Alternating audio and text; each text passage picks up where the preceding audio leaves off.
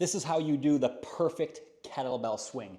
I'm going to go over the technique, but at the end, I'm also going to show you the mistakes that a lot of people make when doing this movement. So please watch the entire video because I want you to get the most out of this tutorial. To start out, I set the kettlebell a foot or two in front of me and I hinge at the waist with a slight bend in my knees. I grab the weight and I tilt it on its side like this. This is how I'm holding on to it inside of the horns.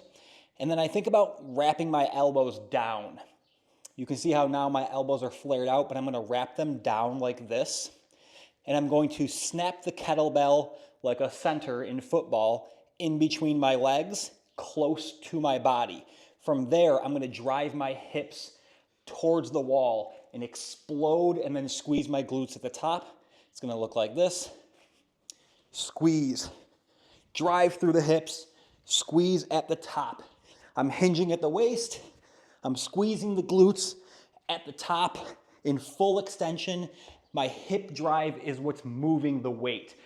I'm not moving the weight with a swing, and I'm not squatting the weight. So I'll use a lighter weight to demonstrate some of the mistakes that I see.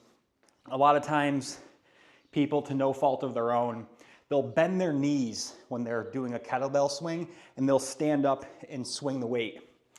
This isn't a swing at all, as a matter of fact, because the swing is the movement pattern that looks like this. But when you squat, you're literally just going down and up, and then you're turning this into a squat with a front raise. So even if you want to bring the kettlebell a little bit higher, you're not going to do it by using your shoulders to make it a front raise. You're going to do it by how much you explode from the bottom into that full extension. So there are times where I program like a kettlebell swing to eye level. And when I do that, I don't mean to use your hips to get the bell this high and then use your arms to lift it higher. I mean, I want you to explode even more through your hips to get that bell to float even higher than it does on your typical rep. So again, from here, hinged at the waist, core engaged, back flat, drive your elbows down. You're gonna snap the kettlebell and drive those hips. Explode and squeeze your glutes at the top of each rep. Another thing I want you to notice, the weight is staying close to my body at the bottom. You don't want it dragging down here. Your arms should stay in the same position. Think of your hands as as hooks.